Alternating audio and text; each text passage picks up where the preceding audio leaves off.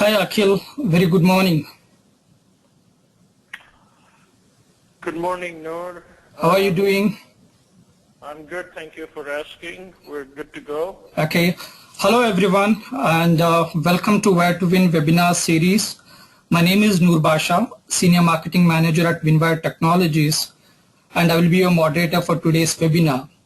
As you can see on the screen, all the logistic details are available and I would like to highlight a couple of them.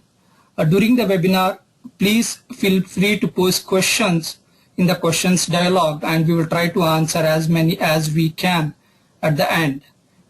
We are recording this session and we will share you this recording in next 24 to 48 hours. So today's session is on the hybrid SharePoint, where we are going to talk on Office 365 and on-premise SharePoint 2013. So with that, I would like to introduce you to my colleague who is the presenter for today's webinar. He is Mr. Aqeel Haider, Vice President of Technology Solutions at WinWire Technologies. He has over 15 years of experience in IT and consulting services. And with that, I would like to hand it over to Aqeel. Aqeel, over to you. Thank you, Noor. Thank you for that introduction. Hello, everybody. Welcome to part 2 of our 3-series webinar.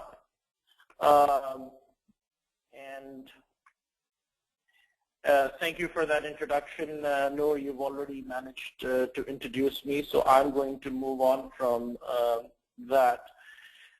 Today I'm going to briefly introduce for the new people on the call who we are as a company. Then I will recap part 1 of the previous webinar that we conducted last month. And then we will get into the detailed discussion around identity management for a hybrid topology in SharePoint 2013, which is the topic for today's, technical topic for today's discussion. And then hopefully we'll get enough time to discuss some limitations and considerations when moving to the cloud. This webinar is a part 2 of a 3-series webinar.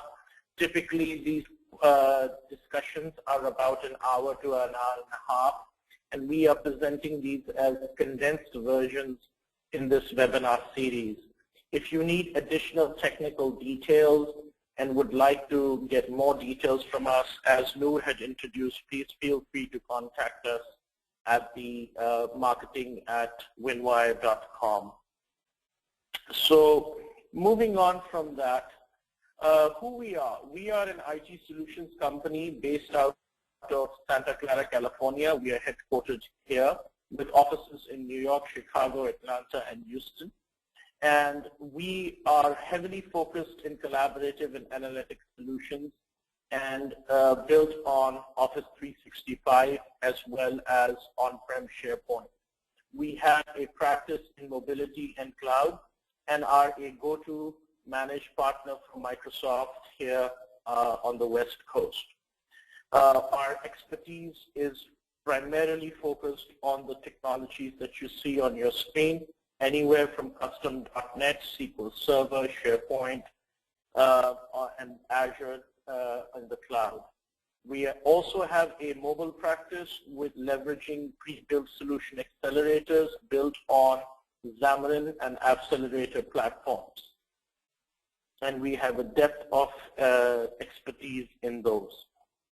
So after that quick introduction, let's just do a quick recap for those of you who were not here last month as to what we discussed in our previous webinar.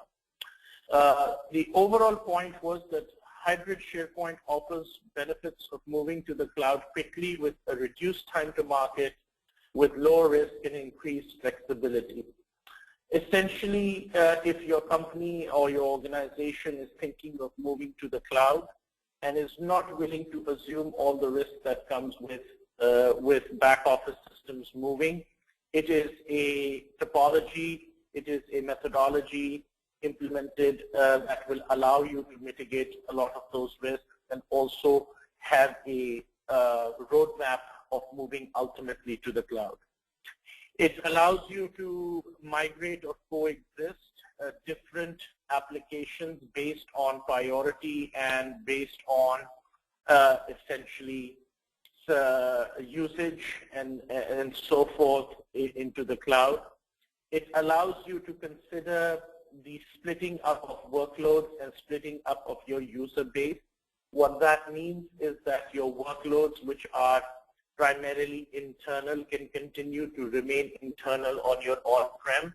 But when those workloads require external collaboration or external access to systems that can be achieved doing a hybrid topology without having to expose your internal systems externally. And furthermore, if you are collaborating outside your organization, you can split your user base and allow people to connect remotely.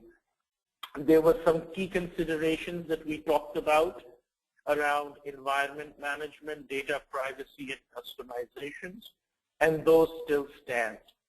Essentially, it is important to be fully aware that you will have 2 or 3 multiple environments to maintain. If your organization has data privacy concerns and you are integrating with Office 365 and on-prem SharePoint, you need to be aware that once your data is sitting in the cloud, you do not have access to the data layer, and those security concerns can be addressed by looking at all the regulations and certifications that Office 365 is validated for. Lastly, customizations were talked about, and if you are deploying customizations in the cloud, it is important to be aware that the same customizations that you might have on your on-prem environment might not work in your hybrid Office 365 environment, as you have no access to back-end systems or back office deployments, or full code solutions cannot be deployed. So those are some key considerations that we discussed, and why, or what the major takeaway of our previous webinar is that it provides the best of both worlds and allows organizations to scale to meet changing business needs very rapidly. So for use cases where you have to quickly enable external collaboration and external access, hybrid solution is the way to go. So after that brief recap, we'll move into the content for today's discussion.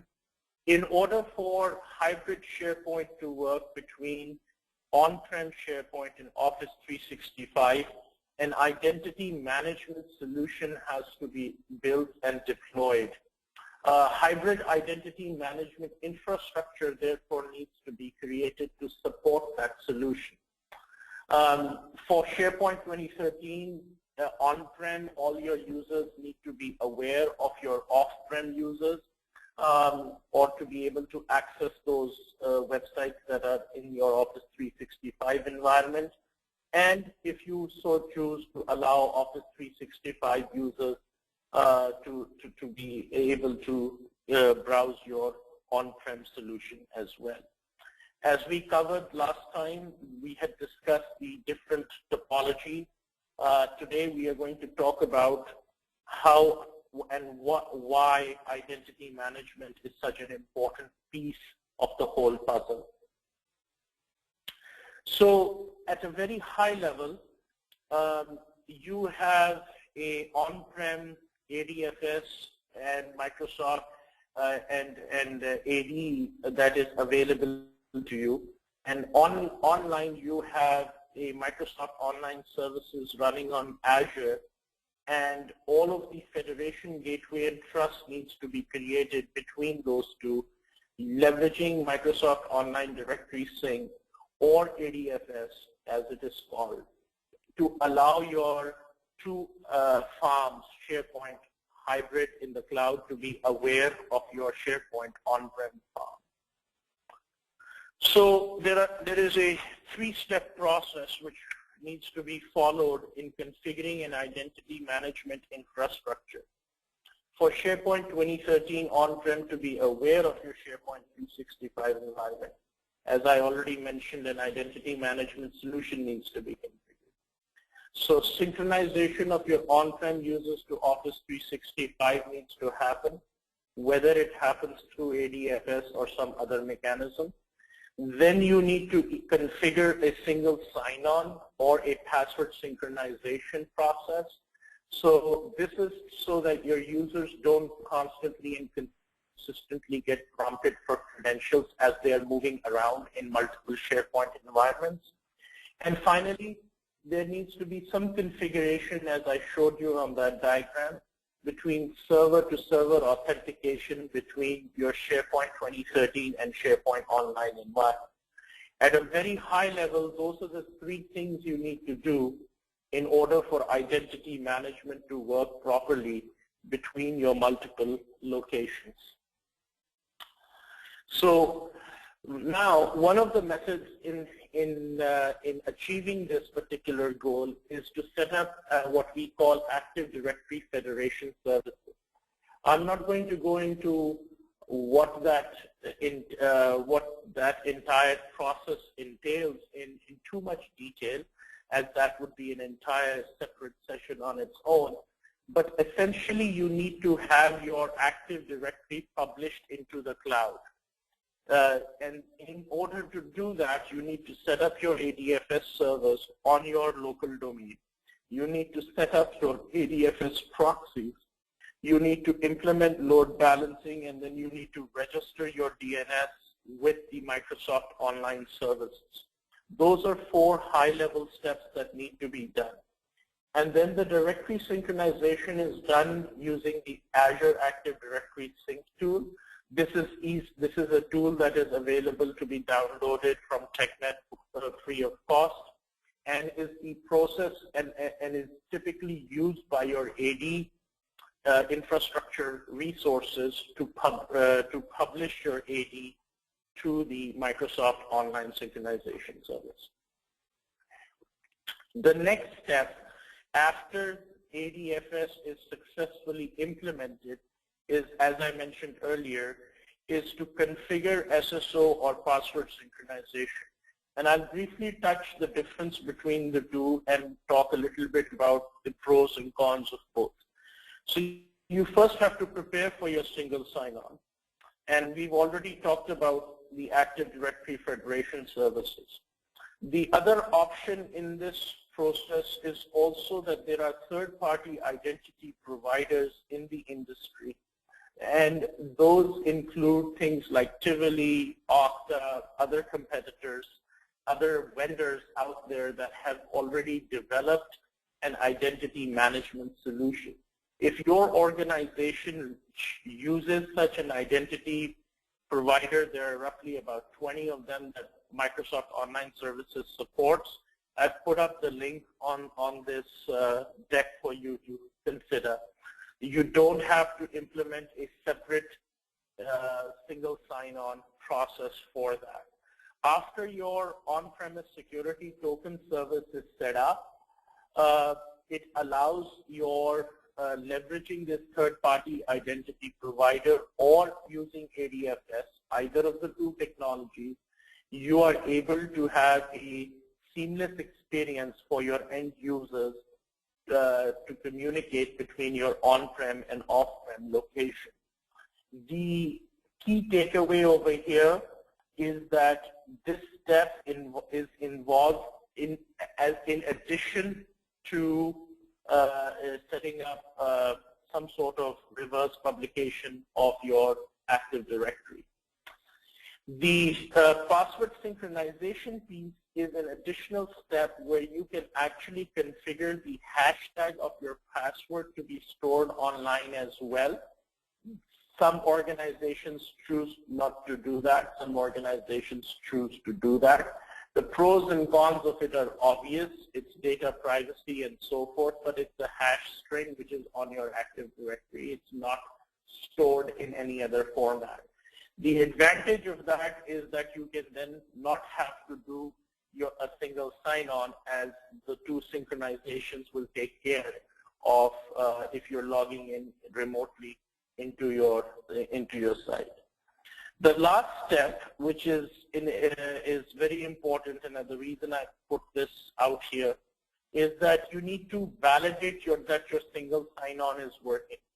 I'm not going to go into each of the details of all of these different use cases, but it's important to test at least these 6 or 7 different use cases in order to validate that the single sign-on process and password synchronization or password synchronization is working. The last piece in setting up the identity management solution for SharePoint is to configure server-to-server authentication. So this means that your on-prem SharePoint servers are aware of your off-prem Office 365 servers, although they are not your servers, but they are aware of the servers. And in order to do that, 3 different things have to be done. First, you have to configure the secure token service in SharePoint Server 2013, SDS as it is called.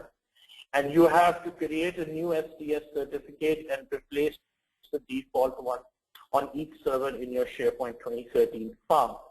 Now, the details of this are again also available at the below listed TechNet article. I don't have the time to go through every single step, but the idea is that your token service should be able to talk to the Microsoft Online Service. In addition to this, you have to install online service management tools in the web server of your SharePoint 2013 farm and configure those to talk to Microsoft Online. And then the last but not least is to configure the server-to-server authentication. You have to set your variables. You then have to upload new on-prem SDS certificate to SharePoint Online, the same one that you set up on your local domain.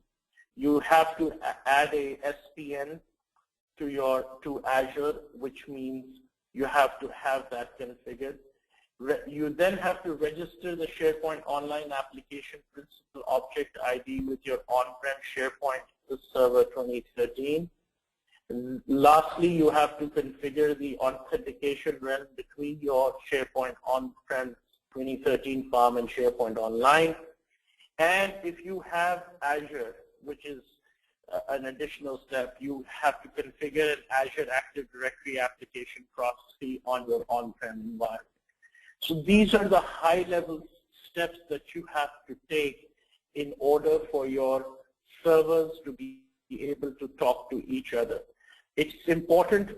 The next question that comes to mind is, well, why would I want to do that if I've already configured single sign-on and I've already configured reverse publish my proxy? It is to allow all the SharePoint services to be consumed and to be talking to each other. So Microsoft Online exposes multiple services that can then be consumed within your on-prem environment. And vis-a-vis through BCS, you can expose certain services to the external location. I'm just giving you one example. There might be other multiple examples as well. So having said that, that is the overall process that I just walked you through at a very high level.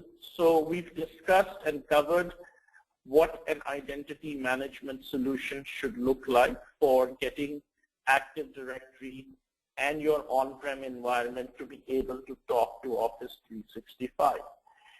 The other key aspect that you need to remember are, as I mentioned, there are multiple options available for you. What I covered today was federated IDs, and some of the pros and cons for doing why federated IDs are better than Microsoft Online IDs are listed over here.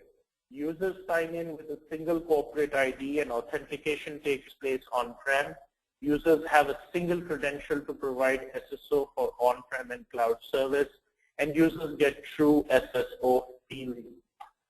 Now, the other option is, of course, to use your Microsoft Online ID, like a live account to log in and so forth.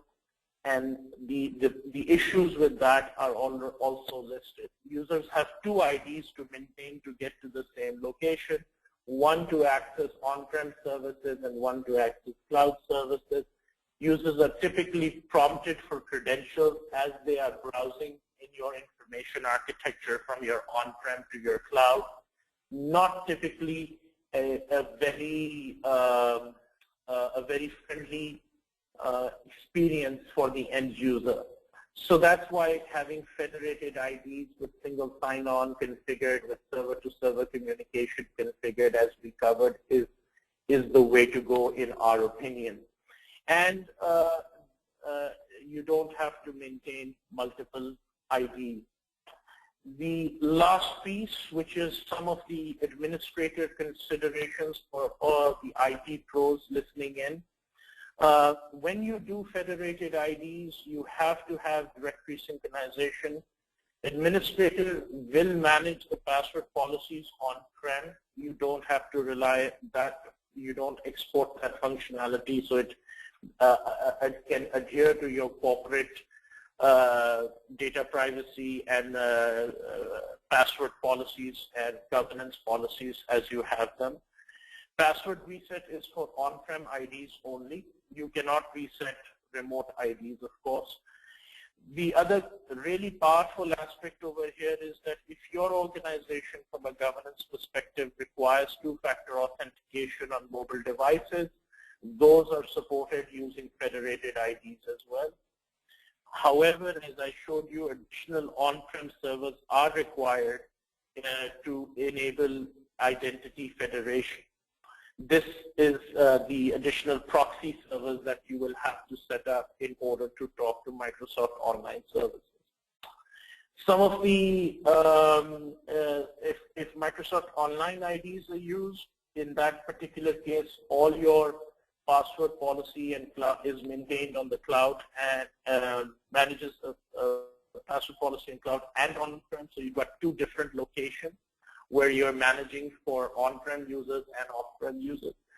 Password reset for on-prem and Microsoft Online ID is done in separate locations, and no two-factor authentication integration is available. So if your organization requires Microsoft Online IDs to be made available to you in these two different locations, then you will not be able to do so if you do not use federated IDs, as I considered and showed you earlier today. At that point, a quick announcement.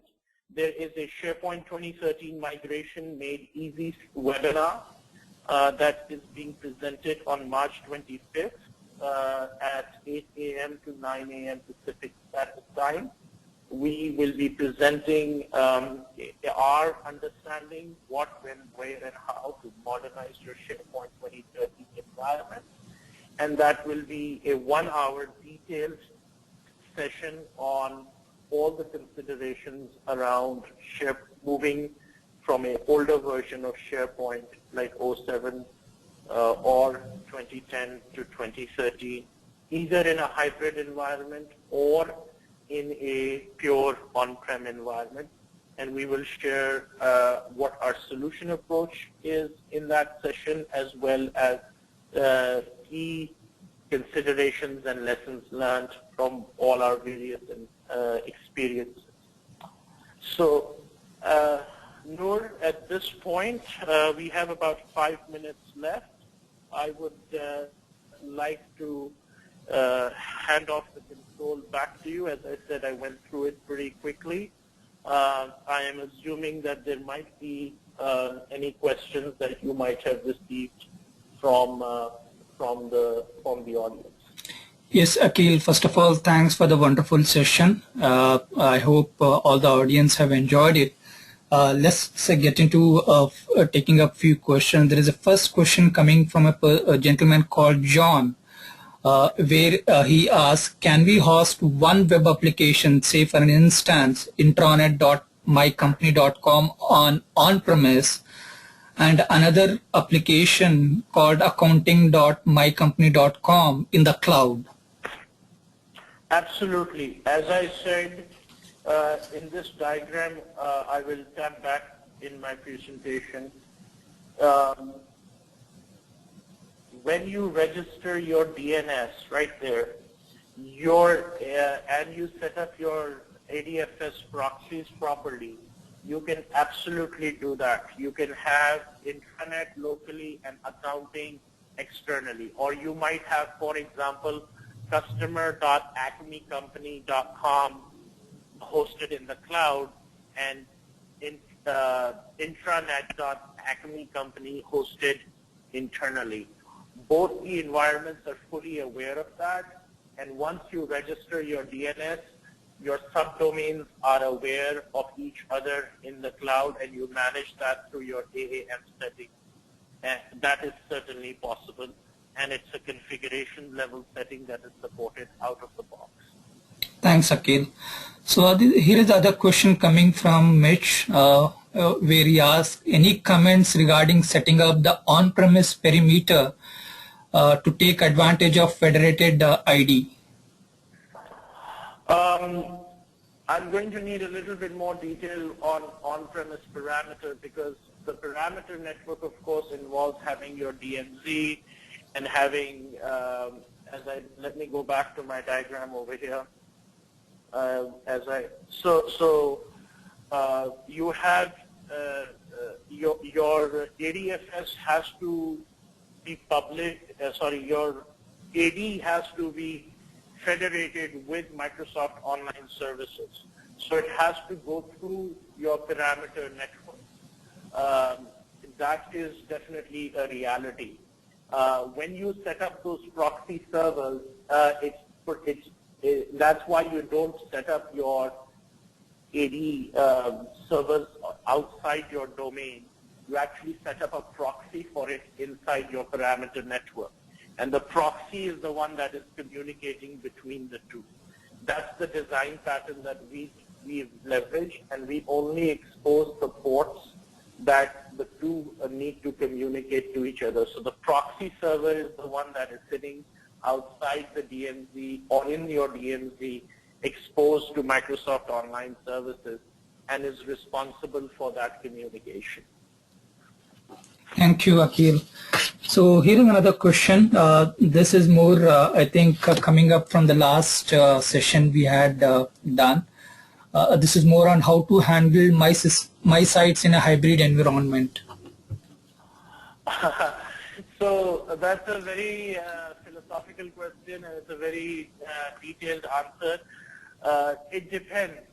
If you are exposing personal sites, most organizations allow their users to expose personal sites in the cloud. It's a perfect use case where personal sites are not hosted on-prem but are hosted in the cloud, so that users have full access to them regardless of where they are.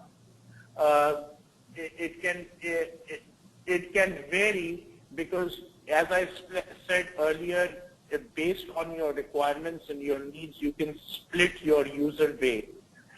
Your user base that is on-prem can potentially have all of their personal sites in the cloud if your governance policy allows it. However, your external users should never have personal sites on-prem. That is a definite no-no that you don't want to do. However, for the two to work collaboratively, if you set it up properly, because your on-prem MySite web application will have a different registered DNS, and your off-prem will have a different registered DNS, the two will be able to work simultaneously. So on-prem users can remain on-prem or go to the cloud. Off-prem will have to remain off-prem for sure in the cloud, that is. Thanks for elaborative answer, Aqeel. I know we have a minute. I'll take up the last question for the day. can you just highlight a few points in terms of advantages of using ADFS versus third-party providers? We've worked a lot with third-party providers in different organizations because they have already configured or are leveraging a third-party providers to authenticate their applications in the cloud. So if you have already procured a third-party provider for whatever other business reason, you can reuse that third-party provider. There are, as I mentioned in my deck right there, there is a link which can take you into all the list of providers that Microsoft currently supports. It's important to understand the reason. The reason primarily is that, as I mentioned, for other business applications, you might already have configured a cloud-based authentication provider. You don't necessarily, in that case, need to implement ADFS. We can reuse the same token and reuse the same identity provider for synchronizing Microsoft Online with your Active Directory. Thanks, Aqeel. Thanks. I think we have more questions coming in. Now, in the interest of time, what I would like to do is maybe we'll take these questions offline. And again, thanks, Aqeel, for the wonderful sessions. I hope all the audience here has enjoyed it. Thanks, folks. Have a good day. And please feel free to post questions at marketing@winwire.com. And we will help you answer those questions as soon as possible. Thanks and have a good day. Thank you, Noor. Thank you. I'm going to sign off. Thanks, folks. Have a wonderful day. Bye-bye.